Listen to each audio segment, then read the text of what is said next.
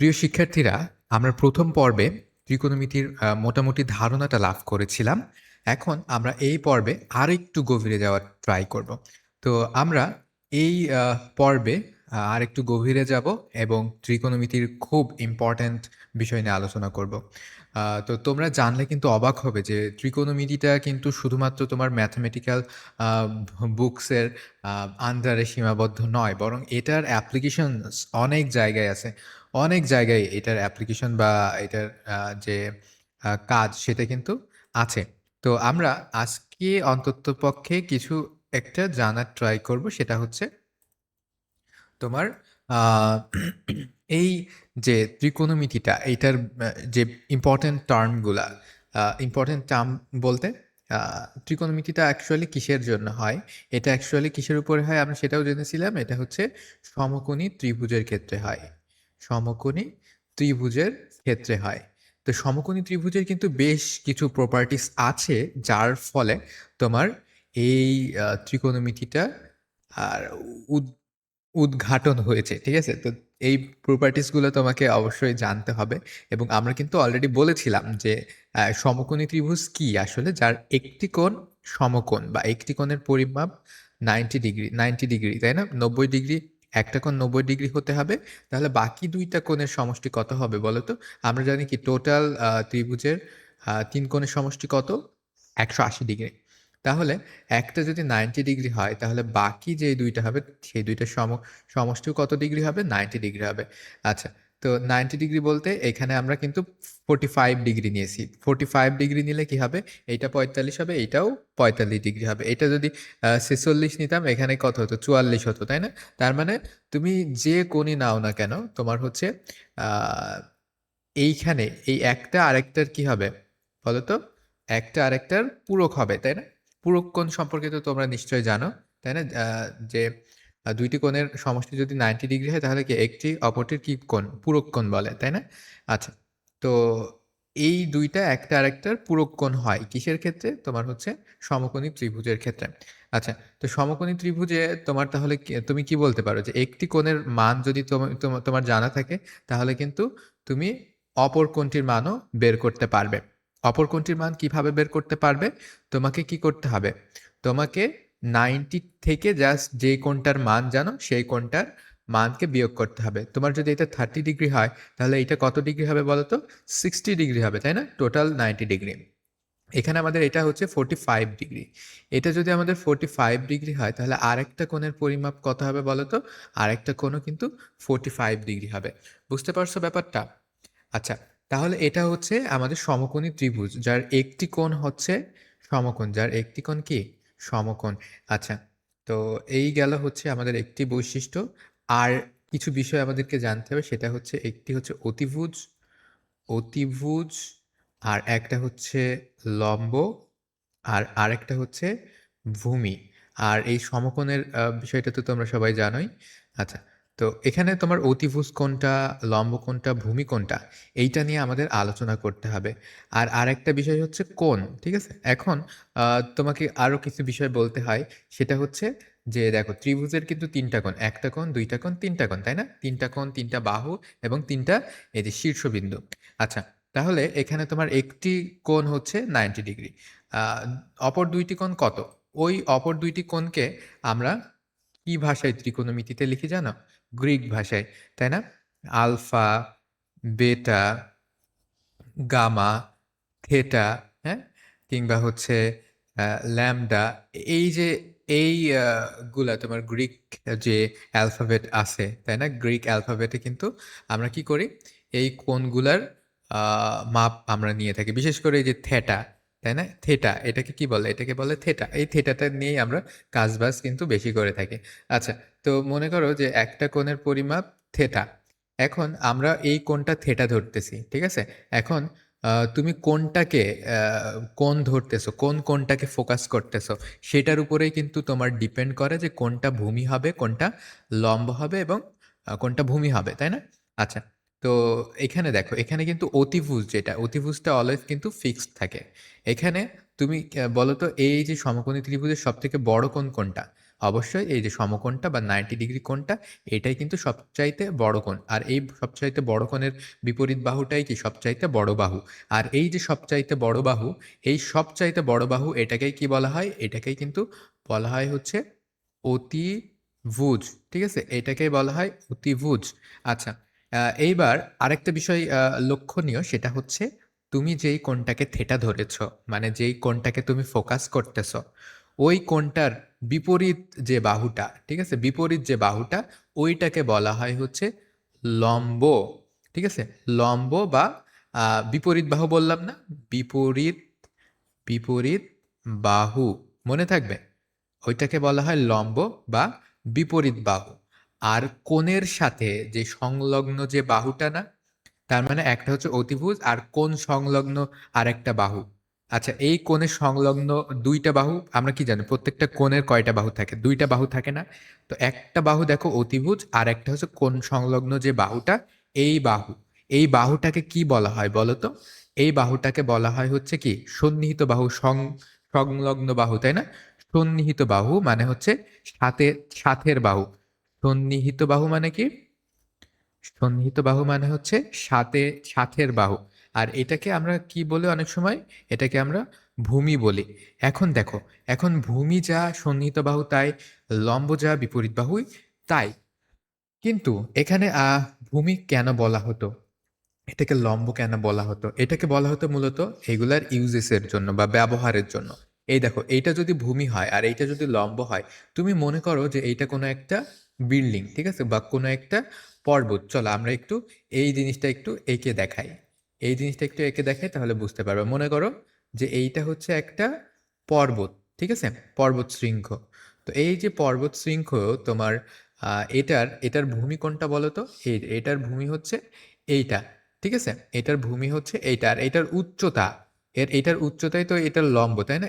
এই হচ্ছে এই পরিমাণ। মানে এইখান থেকে আমরা যদি লম্ব টানি, ভূমির সাথে যদি একটা লম্ব টানি, সরি, আমরা স্কেল ব্যবহার করতে পারি সেক্ষেত্রে। যদি লম্ব টানি তাহলে কি আমাদের এই যে পাহাড়টার উচ্চতা, এই উচ্চতাটা কিন্তু আমরা পেয়ে যাব। এখন তুমি পাহাড়টার উচ্চতা আসলে কিভাবে মাপবা? দেখো, এই যে এখান থেকে তোমাকে জাস্ট একটা কি টানতে হবে? একটা অতিভুজ টানতে হবে।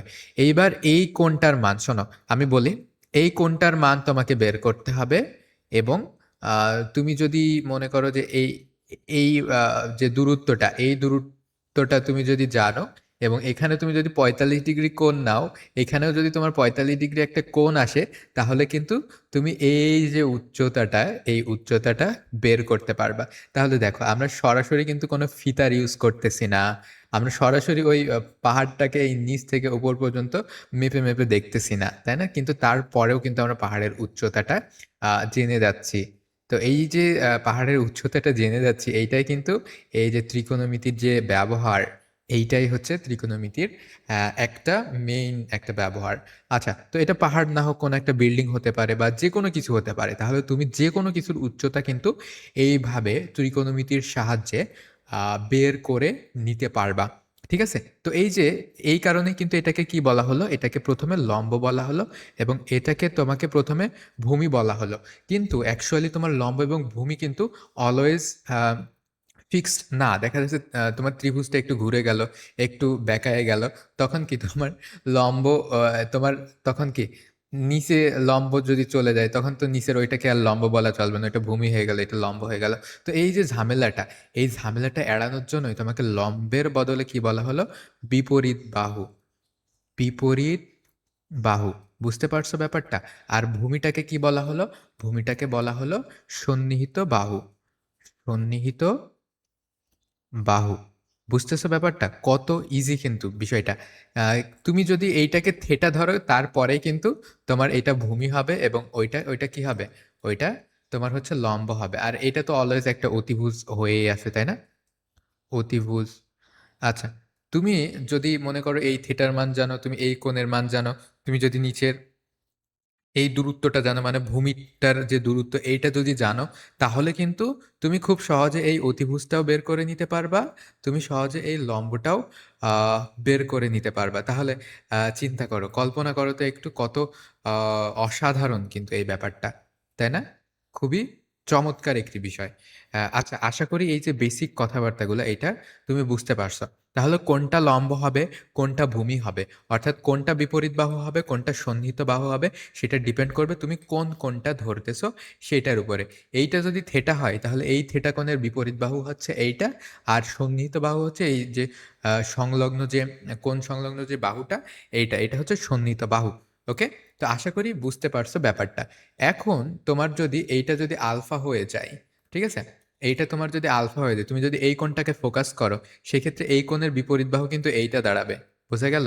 এই কোণের যে সন্নিহিত বাহু বা এই কোণ সংলগ্ন যে বাহু, সেটা কিন্তু তোমার এইটা হয়ে যাচ্ছে।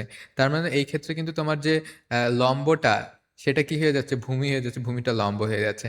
সো এই যে ভূমি লম্বের এই যে তোমার কনসেপ্টটা, এটাকে আরেকটু ইজি করার জন্য আমরা কি বলবো? বিপরীত বাহু এবং সন্নিহিত বাহু। তাহলে সহজে হয়ে যাবে। এই যে কোণ, এই কোণের বিপরীত বাহু কোনটা? এইটা। এই কোণের তোমার সন্নিহিত বাহু কোনটা? এইটা। ঠিক আছে? তাহলে তোমরা বিপরীত বাহু এবং সন্নিহিত বাহু এই জিনিসটা একটু বেশি ব্যবহার করার ট্রাই করবা, যাতে করে তোমার ভুলটা কম হয়। আচ্ছা, তাহলে আমরা একটু নোট করো তো তোমরা। বাবুরা তোমরা একটু নোট করো তো। ABC। তাহলে দেখো, এখানে তোমার যদি কোণ থিটা হয়, তুমি ওইটা লিখবা, লিখে যদি লিখবা কি, যদি কোণ বা অ্যাঙ্গেল যদি তোমার থিটা হয়, তাহলে তাহলে কি হবে বলো? এখানে তাহলে তোমার অতিভুজ কোণটা বলো তো বাবারা? এটা হচ্ছে এসি। এসি হবে অতিভুজ। এসি হচ্ছে কি? এটা অতিভুজ। ঠিক আছে? এটা হচ্ছে অতিভুজ। তারপরে দেখো তো, তারপরে এই যে এসিটা তোমার অতিভুজ যদি থিটা হয়, কোণটা যদি থিটা হয় তখন, ঠিক আছে? আর অতিভুজ তো অলওয়েজ ফিক্সড, তো অতিভুজ নিয়ে কোনো মাথা ব্যথা নেই। তোমার কোণ যদি এইটা হয়, সেক্ষেত্রে কি অতিভুজ কিন্তু এইটাই হবে। যেহেতু অতিভুজ ফিক্সড, কারণ কি? কারণ ওইটা তোমার 90 ডিগ্রি এর বিপরীত যে বাহুটা, সেটাই হচ্ছে অতিভুজ। ঠিক আছে? আচ্ছা, তারপরে বলো তো এখানে লম্ব কোনটা? লম্ব বা কি বিপরীত বাহু, তার মানে এই কোণের যে বিপরীত বাহু সেটা কি? এই যে এই কোণ বরাবর এটা হচ্ছে বিপরীত বাহু, মানে এ বি। দেখো এখানে এ বি। এ বি এটাকে কি বলা হয়? এটাকে বলা হয় বিপরীত বাহু, বা আরেকটা নামে কিন্তু এটাকে বলা যায়। সেটা কি? সেটা হচ্ছে লম্ব। ঠিক আছে? আমরা বিপরীত বাহু বললেই আমাদের জন্য সুবিধা। তারপরে দেখো তো বিসি। বিসি কি? বিসি হচ্ছে কি? এই যে তোমার থিটা কোণের সংলগ্ন যে বাহুটা বা সন্নিহিত যে বাহুটা, সেটা মানে লাগানো যে বাহুটা কোণের সাথে, সেটা। তাহলে বিসি, বিসিটাকে তুমি কি বলতে পারো? সন্নিহিত বাহু। সন্নিহিত বাহু এটা হচ্ছে বিসি। এটাকে আবার কি বলা যেতে পারে? ভূমি বলা যেতে পারে। ঠিক আছে? আশা করি তুমি এই ব্যাপারগুলা বুঝতে পারছো। যদি কি, যদি কোণ থিটা হয় তবে। তার মানে এই যে এই কোণটা যদি হয়, থিটা বলতে কোন কোণ? এটা হচ্ছে এ, এই যে কোণটা দেখো, এই যে সি কোণটা, তাই না? সি কোণ মানে কি? এ সি বি কোণ। দেখো তোমার কোণটা কোন কোণ? সি কোণ, মানে কি? এ সি বি কোণ। ঠিক আছে? যদি কোণটা তোমার এ সি বি হয় বা সি কোণ হয়, সেক্ষেত্রে তোমার এইগুলা খাটবে। আচ্ছা, এইবার দেখো, থিটা, থিটার ক্ষেত্রে আমরা দেখলাম। এইবার আমরা দেখব, মনে করো যে এই আলফা। ঠিক আছে? কোণ যদি আলফা হয়, ঠিক আছে? যদি কোণ আলফা হয়, আলফা বলতে কি? আলফা বলতে তোমার হচ্ছে কোণটা দেখো তো। আলফা মানে তোমার হচ্ছে এই এ কোণটা, মানে বি এ সি। ঠিক আছে? আলফা কোণ মানে এ কোণ। এ কোণ মানে কি? বি এ সি কোণ, তাই না? আর বিএসসি কোণ মানে ওই আলফা কোণটাকে আমরা এইটাকে আমরা আলফা কোণ হিসেবে ধরলাম। ঠিক আছে? যদি এইটা হয়, সেক্ষেত্রে দেখো তো তোমার বিপরীত বাহু কোনটা হবে?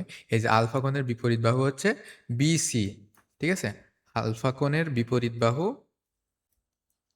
বিসি কি? আলফা কোণের বিপরীত বাহু। ঠিক আছে? এটা এটা হচ্ছে বিসি। এইবার এটা এটা তো বিপরীত বাহু। এইবার তোমার হচ্ছে সন্নিহিত বাহু বা সংলগ্ন কোণটা, এটার সাথে কোনটা লাগানো আছে বলো তো অতিভুজ ছাড়া? হ্যাঁ, এইটার সাথে তোমার এ বি এইটা লাগানো আছে। A B. তাহলে কি তোমার এ বিটা কি? এ বিটা হচ্ছে সন্নিহিত সন্নিহিত বাহু। বুঝাইতে পারলাম ব্যাপারটা? তাহলে এই যে সন্নিহিত বাহু কোণটা, বিপরীত বাহু কোণটা, এটা ডিপেন্ড করবে কিসের উপরে? তুমি কোনটা ধরতেছো, কোনটাকে তুমি বিবেচনা করতেছো, ওইটার উপরে। আর অলওয়েজ কি হবে বলো তো? ওই অতিভুজটা এসি, যেটা অতিভুজ, অতিভুজ এটা কি থাকবে? সর্বদা সর্বদা কি থাকবে বলো তো? ফিক্সড থাকবে বা নির্দিষ্ট থাকবে। ঠিক আছে? এসি অতিভুজটা অলওয়েজ ফিক্সড থাকবে।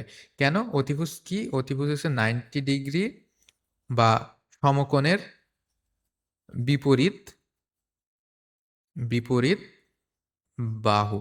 ঠিক আছে? তো তোমাদের এই যে এই নোটটা কিন্তু অবশ্যই তোমাদের সবার খাতায় আমি দেখতে চাই। সো নোটটা করবা, নোটটা করে আমাদের WhatsApp এ দিবা। ঠিক আছে? তুমি আমি দেখব যে কে কত ভালো করে চমৎকার করে নোট করতে পারে। এখন দেখো, এই যে একটা তোমার হচ্ছে ত্রিভুজ এবং এইটাও ত্রিভুজ। ২ টাই কিন্তু সেম ত্রিভুজ।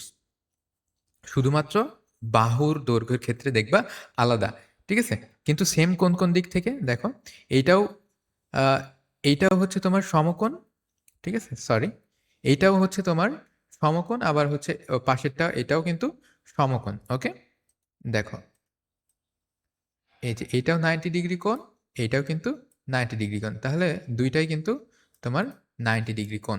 আচ্ছা, আ আর আর কি? আর এইটাও কিন্তু 45 ডিগ্রি তোমার, এইটাও 45 ডিগ্রি। এখানেও এটাও 45 ডিগ্রি, এইটাও 45 ডিগ্রি। ঠিক আছে? তাহলে কি হবে বলো তো? এদের বাহুর ভেতরে অনুপাতগুলাও কিন্তু সমান হবে বা সিমিলার হবে। দেখো কিভাবে?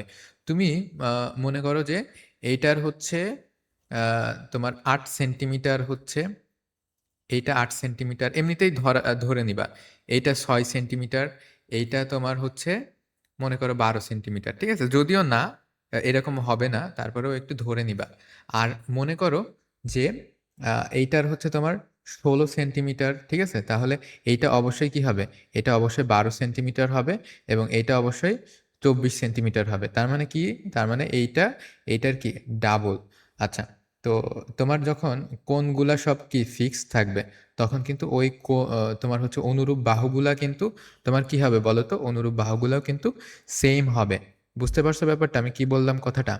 তোমার যদি কোণগুলা সব মিলে যায়, তাহলে তোমার অনুরূপ বাহুর যে অনুপাত, সেই অনুপাতটা কিন্তু সেইম হবে। ঠিক আছে? যেমন এইটার লম্বর অনুপাত, এইটার লম্বের অনুপাত, হ্যাঁ? এইটার ভূমি, এইটার ভূমি, হ্যাঁ? তারপরে এইটার অতিভুজ। এগুলা কি হবে বলো তো? এগুলার অনুপাত কিন্তু সেম হবে। ঠিক আছে? অনুপাত সমান হবে। কোণগুলো সমান হলে তোমার অনুপাতও কিন্তু সমান হবে। তো এইটার অনুপাত কেমন? তোমার হচ্ছে 1:2। ঠিক আছে? তার মানে এটার জাস্ট ডাবল। ঠিক আছে? তার মানে তোমার বাহুগুলোর যে অনুপাত, এইটা সিমিলার থাকছে। আচ্ছা। তো এই হচ্ছে আমাদের মোটামুটি বেসিক আলোচনা। এইবার পরের ধাপে আমরা এই যে অনুপাত নিয়ে কথা বললাম, আমরা পরের লেকচারটিতে অনুপাত রিলেটেড যে বিষয়গুলো সেগুলো জানবো। অর্থাৎ সাইন, কজ, হ্যাঁ? ট্যান, কোসেক, সেক, কট, এই অনুপাতগুলা নিয়ে আমরা সামনের ভিডিওতে ইনশাআল্লাহ আলোচনা করব।